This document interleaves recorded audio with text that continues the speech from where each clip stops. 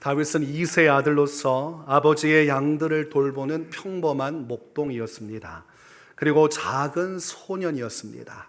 그런데 오늘 본문 말씀을 보니까 이스라엘과 블레셋과의 전쟁이 벌어졌습니다. 블레셋은 강했고 이스라엘은 약했습니다. 이때 블레셋은 골리앗이란 장수를 내세워서 이스라엘을 압박했고 조롱했습니다. 골리앗은 거인족에 속한 자였습니다. 성경은 골리앗에 대해서 사무엘상 17장 4절에서 7절에 이렇게 기록하고 있습니다. 블레셋 사람들의 진영에서 싸움을 도두는 자가 왔는데 그의 이름은 골리앗이요 가드 사람이라. 그의 키는 6규빗 한 뼘이요 머리에는 노투구를 썼고 몸에는 비늘 갑옷을 입었으니 그 갑옷의 무게가 놋 5천 세겔이며 그의 다리에는 놋 각반을 찼고 어깨 사이에는 놋 단창을 메었으니 그 창자루는 배틀채 같고 창날은 철 600세겔이며 방패든 자가 앞서 행하더라. 이렇게 기록하고 있습니다. 골리앗은 어릴 때부터 전사로 지어진 인물입니다. 그래서 일반인과는 다른 사람입니다. 그리고 이미 체구부터가 엄청난 사람이었어요.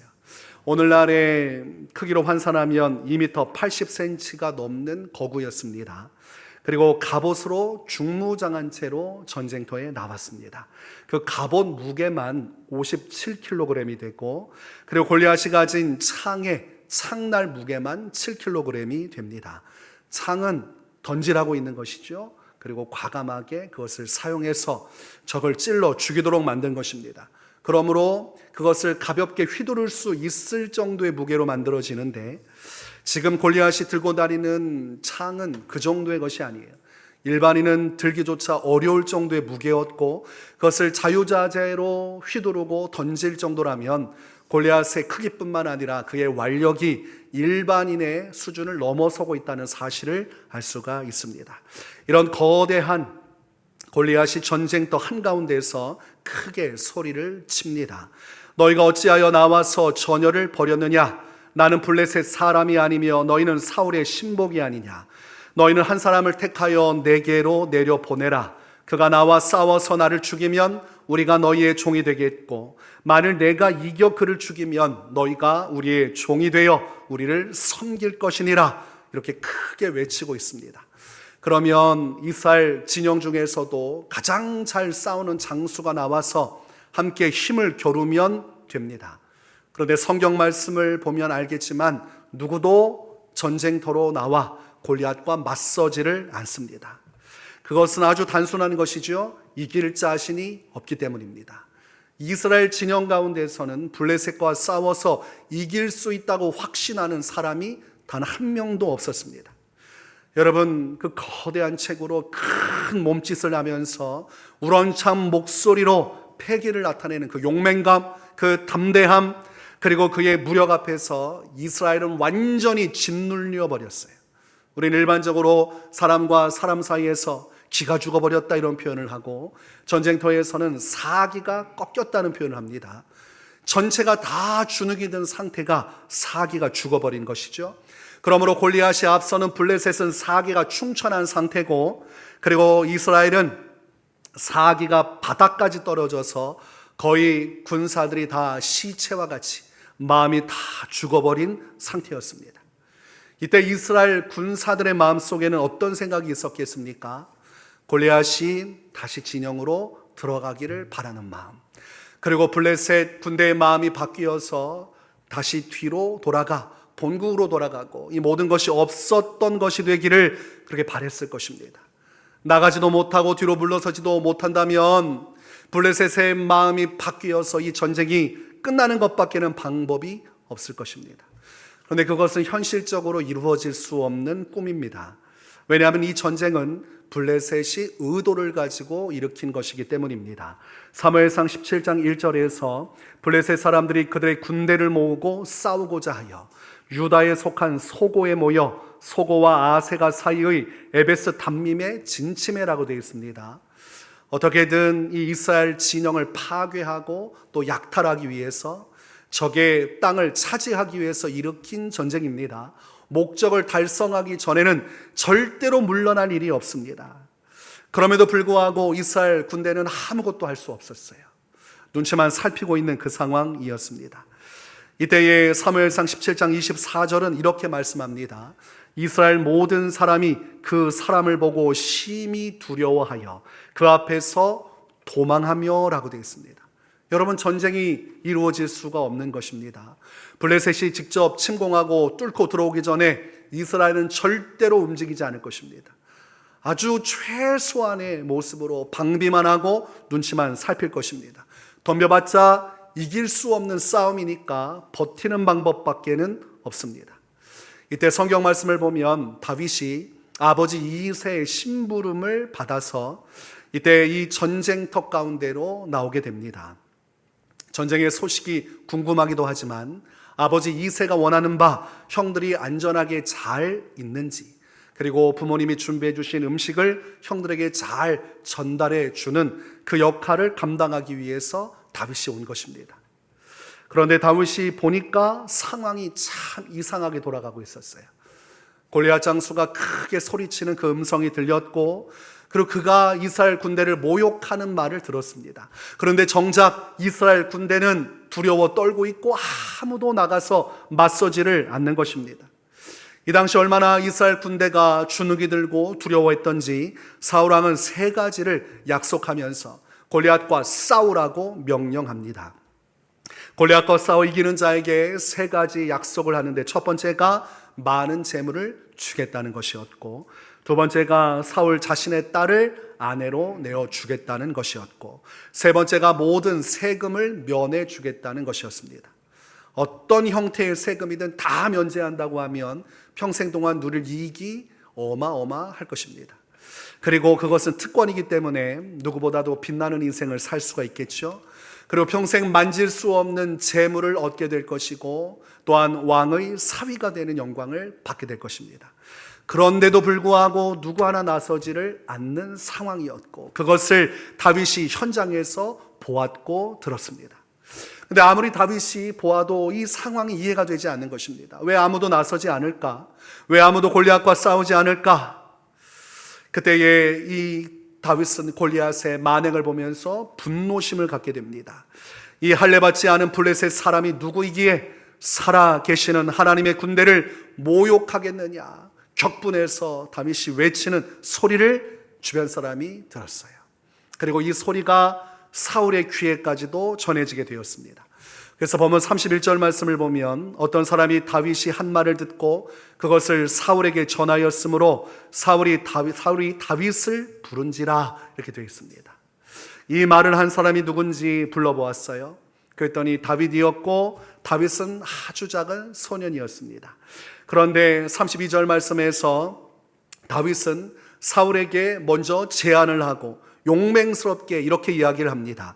그로 말미암아 사람이 낙담하지 말 것이라. 주의 종이 가서 저 블레셋 사람과 싸우리이다. 여러분, 다윗이 지금 무슨 말하고 있습니까? 제가 이스라엘 군대를 대표해서 저 블레셋 진영의 장수 골리앗과 맞서 싸우겠습니다. 그러므로 왕이여, 더 이상 근심하지 마십시오. 그런데 여러분, 사울왕에 볼 때 다윗은 작은 소년입니다. 이 전쟁터에서 이 싸움은 이루어질 수 없는 싸움입니다.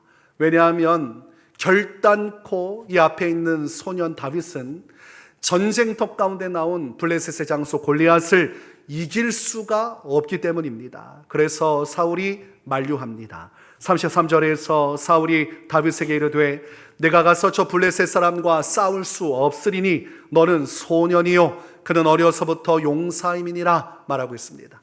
너는 평안의 때를 살았고 전쟁을 알지 못하지만 내가 보다시피 저 블레셋 장수 골리앗은 너와 다르다.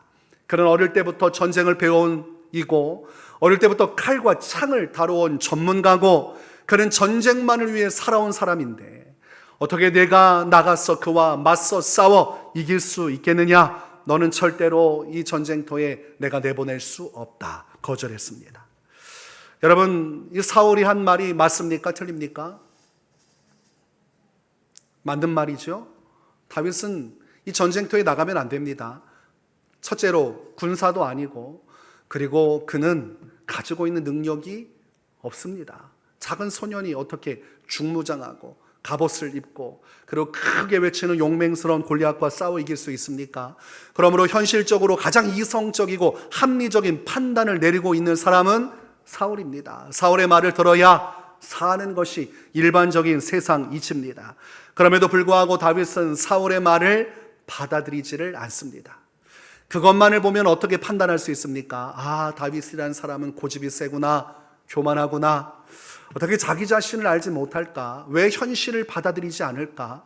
현실을 받아들이는 것도 지혜인데 왜 이렇게 오만방자하여서 마치 자기가 저 장수를 이길 수 있다고 착각을 하고 이렇게 자신의 생명을 버리려고 할까? 일반적으로 그 누구라도 이 상황을 객관적으로 보면 다윗을 비방할 것이고 다윗을 책망할 것입니다.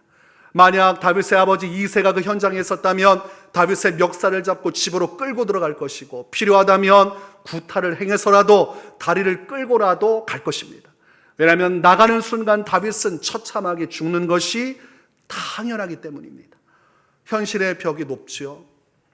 우리가 젊은 날 모든 걸 다 할 수 있다고 여기지만 인생 살아가면서 무엇을 느낍니까? 내 생각대로 인생이 되지 않는구나. 여러분, 젊은 날에 꿈 없는 사람이 어디 있습니까? 그러나 그 꿈을 다 실현하며 살아갑니까? 그렇지 않아요. 젊은 날 수많은 꿈을 꾸고 희망에 부풀어하지만 현실이란 벽이 너무나 높습니다. 꿈꾸는 자도 찾기 어렵지만 꿈을 크게 꾸고도 작은 꿈조차 이루지 못하는 것이 인생입니다. 이 전쟁터 가운데서 다윗이 꿈을 꾸면서 말하는 것과 같은 모습이 성경에 기록되어 있어요. 그러나 여러분, 다윗이 하는 모든 말은 꿈꾸는 말이 아닙니다. 다윗이 하는 모든 말은 믿음의 말입니다. 다윗은 하나님에 대한 믿음을 가지고 말하고 있는 것이에요. 그래서 이 이야기를 볼 때 우리는 사울은 믿음을 중심으로 말하지 않고 현실을 기반으로 말하고 현실을 기반으로 판단하는 사람이고, 다윗은 현실을 넘어선 하나님에 대한 믿음을 가지고 선포하고 외치는 사람이구나. 이 사실을 우리가 이해하고 다윗이 하고 있는 언어를 볼 때 우리가 바른 은혜를 받을 수가 있습니다. 다윗은 본문 34절에서 37절에 이렇게 말합니다. 주의 종이 아버지의 양을 지킬 때에 사자나 곰이 와서 양떼에서 새끼를 물어가면 내가 따라가서 그것을 치고 그 입에서 새끼를 건져내었고, 그것이 일어나 나를 해하고자 하면 내가 그 수염을 잡고 그것을 쳐 죽였나이다. 주의 종이 사자와 곰도 쳤은즉 살아계시는 하나님의 군대를 모욕한 이 할례받지 않은 블레셋 사람이리이까. 그가 그 짐승의 하나와 같이 되리이다. 여호와께서 나를 사자의 발톱과 곰의 발톱에서 건져내셨은즉 나를 이 블레셋 사람의 손에서도 건져내시리이다. 지금 다윗은 자신에 대한 이야기를 하지 않습니다. 지금 다윗이 말하고 있는 것은 내가 사자도 죽였고 곰도 죽였습니다, 이 이야기를 하는 것이 아닙니다. 하나님께서 사자와 곰을 물리치게 하셨고 그 안에서 건져주셨고 나를 구원하여 주셨다는 하나님에 대한 이야기를 하는 것입니다. 그러므로 사자 가운데서 주님이 나를 건져주셨다면, 곰 가운데서 나를 건져주셨다면 나는 능히 골리앗 앞에 나갈지라도 그 앞에서도 하나님께서 나를 건져주실 줄을 내가 믿습니다. 이 신앙 고백을 하고 있는 것이죠. 다윗은 영적 원리를 알고 있는 사람이에요. 하나님이 살아계시고 하나님께서 구원을 베푸시는 그런 진정한 하나님이시라면 상대가 누구든 상관이 없는 것입니다. 여러분, 하나님과 대적해서 이길 사람이 없습니다. 존재하는 모든 것도, 영적인 존재도, 세상 만물에 현존하는 어떤 존재도 하나님과 대적해서 이길 수 있는 존재가 없습니다. 그래서 성경은 하나님을 만주의 주, 만군의 주님이라고 말해요. 만왕의 왕이라고 말합니다. 하나님보다 높은 존재가 없고 하나님을 다스릴 존재가 없습니다. 모든 세상 권세와 통치의 정점에는 하나님이 계시고 생사 화복을 주관하시는 분은 하나님이십니다. 그러므로 하나님이 살아계시고 그 하나님이 승리를 주시는 분이라면 사실상 골리앗이 얼마나 키가 크든 그가 어떤 무기를 사용하든 그것은 전혀 중요한 것이 아닙니다.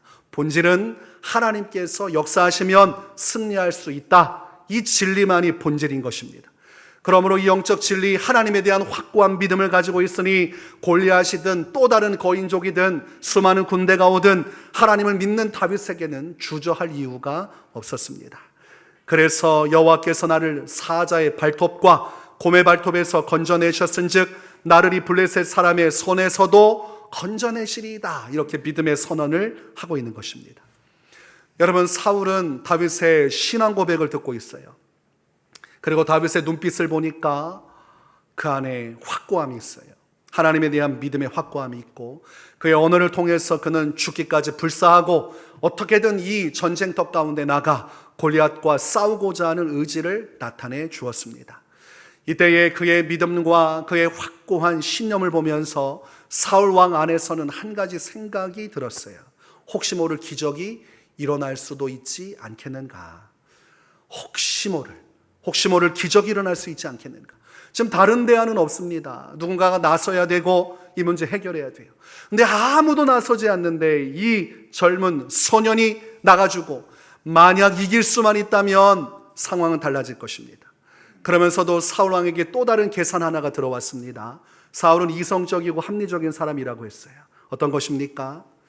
한 작은 소년이 나라를 지키기 위해 골리앗과 대항하다가 비참하게 죽는다면 이것은 이스라엘 군대의 마음에 분노를 일으킬 것이고, 자신의 나라를 지키기 위해 목숨 바친 다윗이란 한 소년을 위해서 모두의 마음이 분연히 일어나 블레셋과 대적할 수 있으리라는 생각입니다.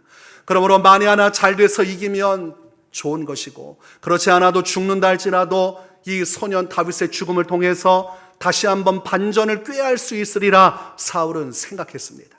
그래서 다윗을 전쟁터로 보내기로 결정을 하고, 사울은 자신이 즐겨 사용하던 자신의 투구와 갑옷과 칼을 다윗에게 내어 주었습니다.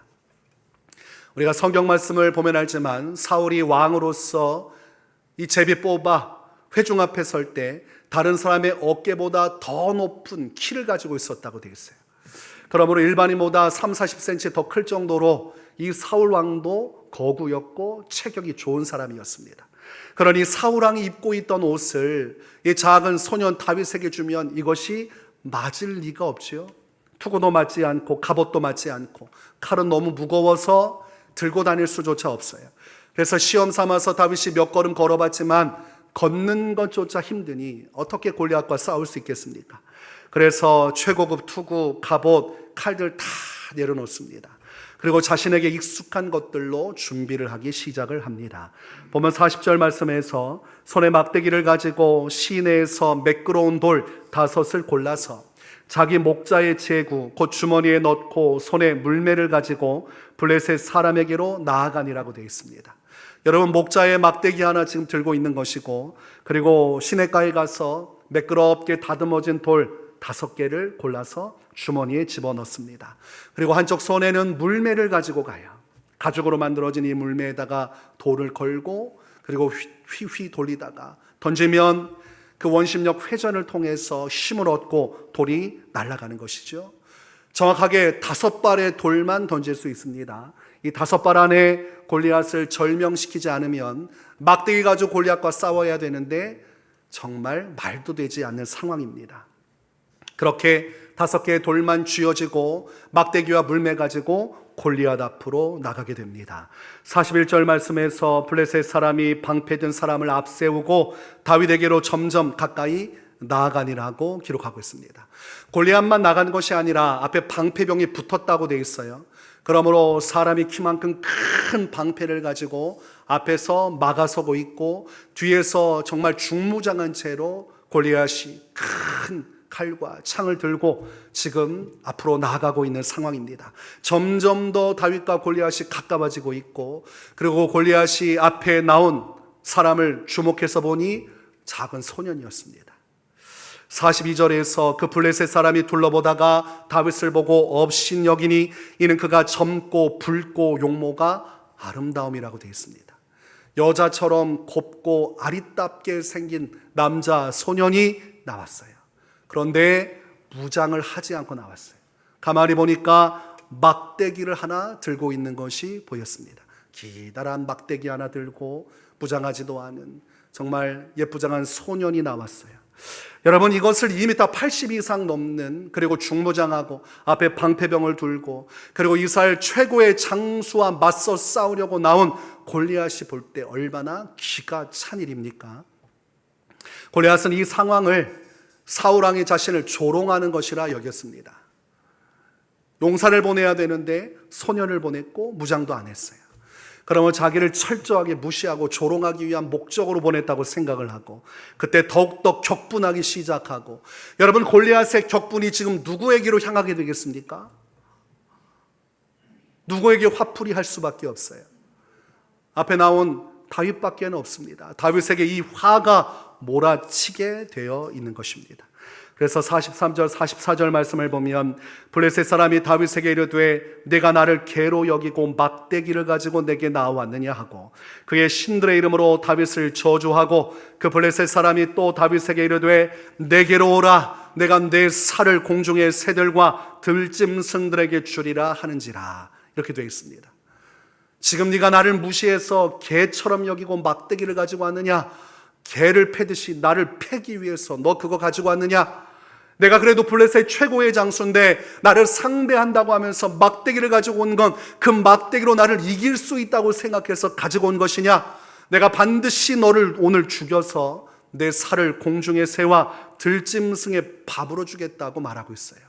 그러므로 자비를 얻을 수 없는 상황이 왔습니다. 소년이 왔으니 그냥 가라, 내가 너하고 무엇을 하겠느냐, 그렇게 행동할 수도 있지만, 이 모든 조롱과 수치의 감정이 다윗에게 쏟아지고 있고, 이것을 통해 우리가 알 수 있는 것은 골리앗이 용서치 않고 처참하게 다윗을 죽이겠구나 하는 상황을 이해할 수가 있는 것입니다. 여러분이 그 앞에 서 있다면, 골리앗 앞에 서 있다면 여러분의 마음은 어떠하시겠습니까? 어떠하시겠어요?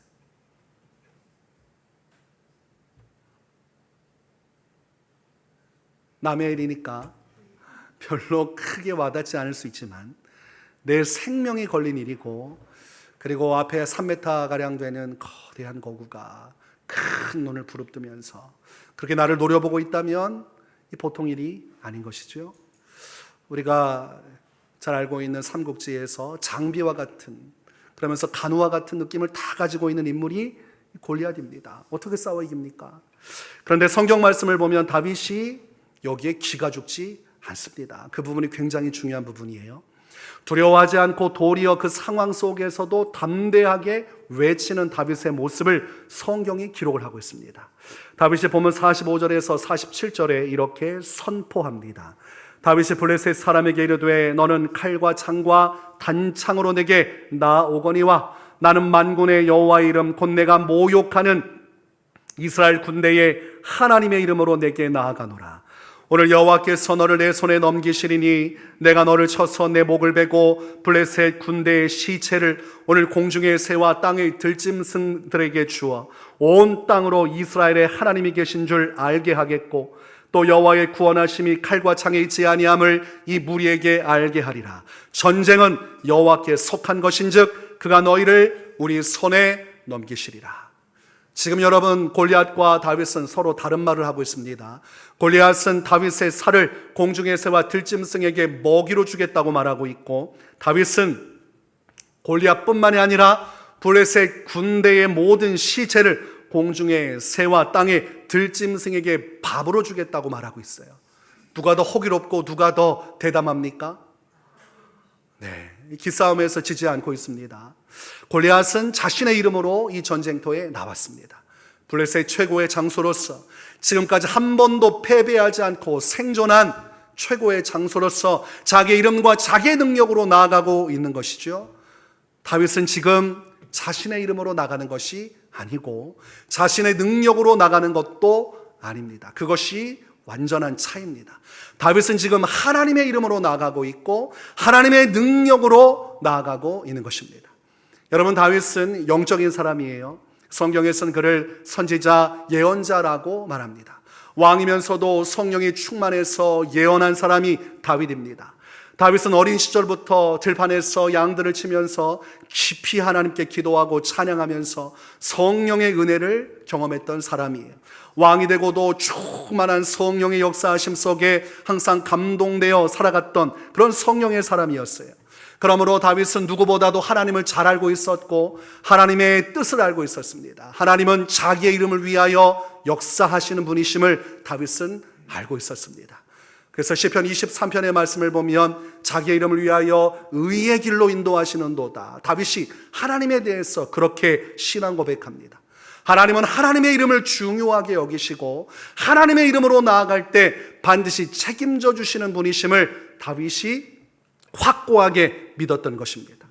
만약 다윗의 이름으로 나간다면, 다윗의 능력으로 나갔다면 골리앗의 이름과 능력 앞에 무너졌을 것입니다. 근데 다윗이 이 전쟁터 가운데 하나님의 능력을 얻고 승리한 비결은 하나님의 이름으로, 하나님의 능력으로 나갔기 때문입니다.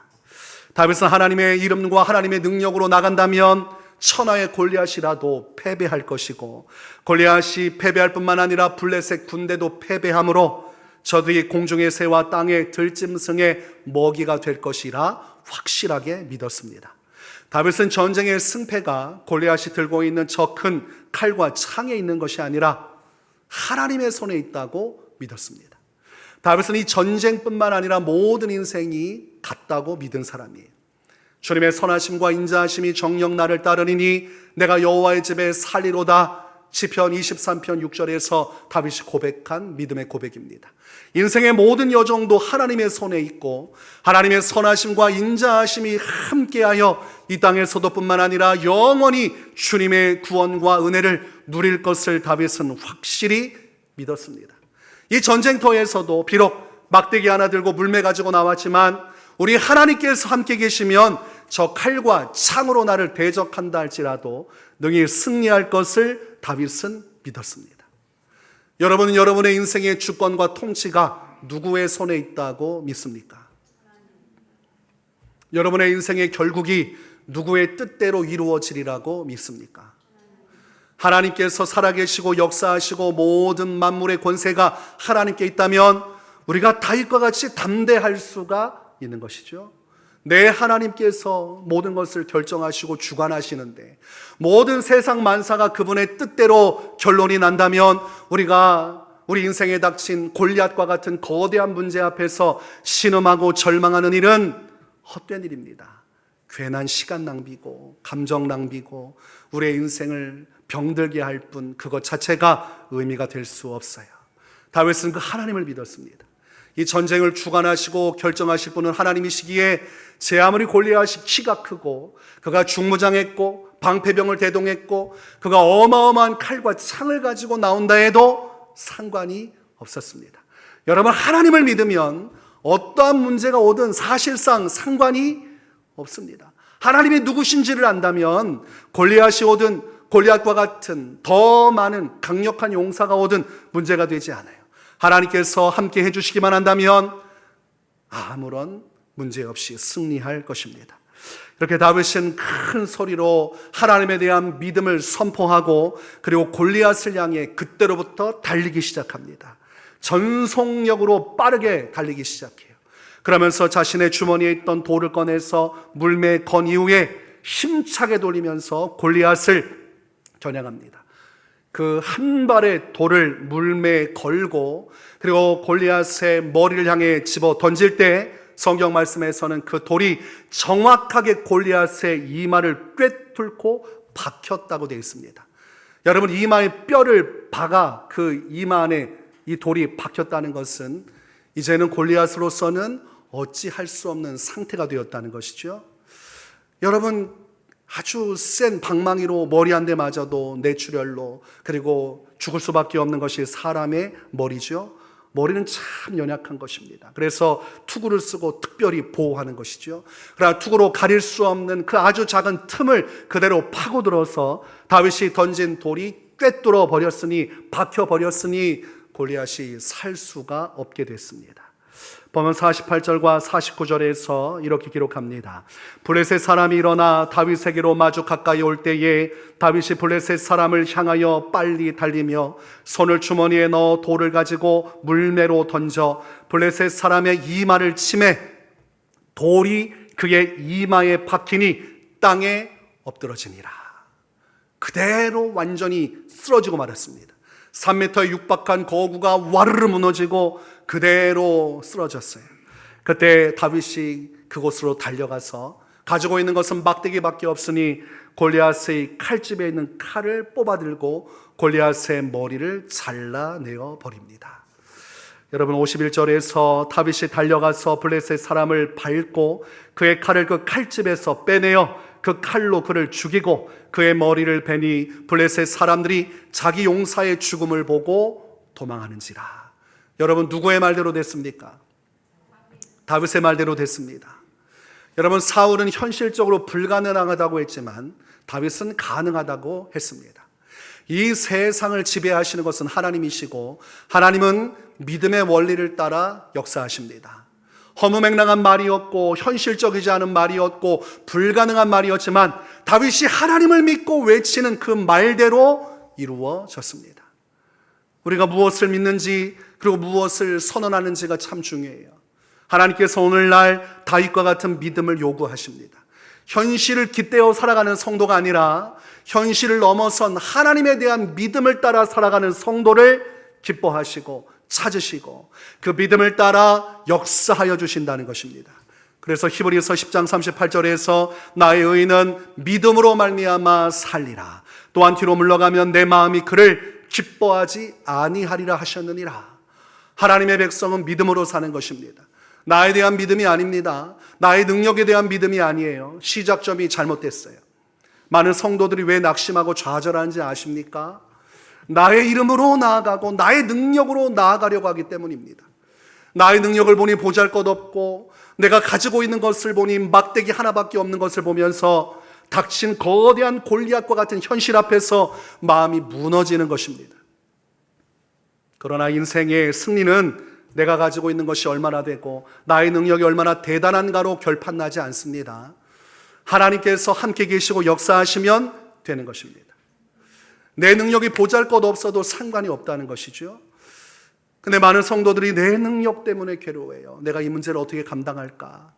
과연 이 일을 내가 해결할 수 있는 능력이 있는가? 자꾸 자신에게 초점을 맞춰요. 우리 예수님을 믿는 사람은 자기에게 초점 맞추는 거 아닙니다. 하나님께 초점을 맞추는 것입니다. 시작점이 나를 바라보는 것이 아니라 하나님을 바라보는 것으로부터 우리의 삶은 시작되어야 하는 것입니다.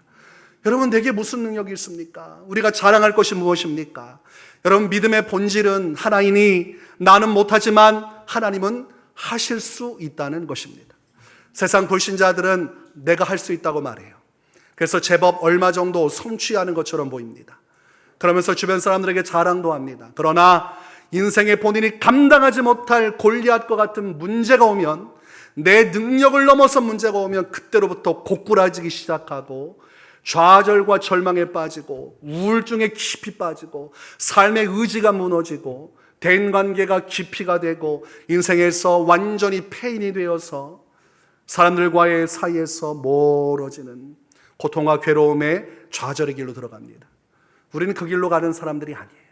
우리는 시작부터 나는 못한다부터 시작하는 것입니다. 하나님, 나의 이름과 나의 능력으로 살지 않겠습니다. 내 남은 인생 하나님의 이름으로 하나님의 능력으로 살겠습니다. 하나님을 믿음으로 바라보면서 하나님의 이름으로 하나님의 능력으로 갈 때 우리에게는 두려울 것이 없죠. 내가 하는 것이 아니라 누가 하는 것이기 때문입니까? 하나님께서 하시는 것이기 때문이에요. 지금 여러분을 힘들게 하는 문제가 있다면 여러분 본질로 들어가십시오. 분명히 여러분은 여러분의 이름으로 여러분의 능력으로 그 문제를 대하고 있는 것입니다. 내가 이 문제를 어떻게 감당하나 여기에 얽매여 있는 것이지요. 시작부터가 잘못된 것입니다. 하나님께서 이 일을 이루실 것이고 하나님께서 역사하시리라 그러면서 그 문제를 바라보면 나의 능력과 상관없이 하나님의 능력으로 하는 것이기 때문에 좌절할 일도 없고 절망할 일도 없고 도리어 담력을 가지고 다윗처럼 내 인생 걸고 생명 걸고 하나님에 대한 믿음으로 그 문제 가운데 뛰어들 수가 있는 것입니다. 한번 여러분 우리 믿음으로 고백해 봅시다. 따라서 해보십시오. 너는 칼과 창과 단창으로 내게 나오거니와 나는 만군의 여호와의 이름 곧 내가 모욕하는 이스라엘 군대의 하나님의 이름으로 내게 나아가노라. 여러분 가지고 있는 건 막대기밖에 없어도 돼요. 집안이 어떠하든, 지금 나의 형편이 어떠하든, 나의 재능이 어떠하든 인생은 그것으로 결정나지 않습니다. 다윗은 목동이었고 소년이었고 가지고 있는 건 막대기밖에 없었고, 그가 믿는 것은 하나님밖에 없었지만 그 믿음이 다윗의 인생을 어떻게 변화시키고 어떤 하나님의 영광을 누리게 했는지를 안다면 오늘 우리도 다윗과 같은 믿음으로 살아야겠습니다. 하나님의 이름으로 능력으로 담대하게 나아가서 주님의 영광을 깊이 누리는 여러분의 인생이 되시기를 주님의 이름으로 축원합니다. 우리 함께 찬양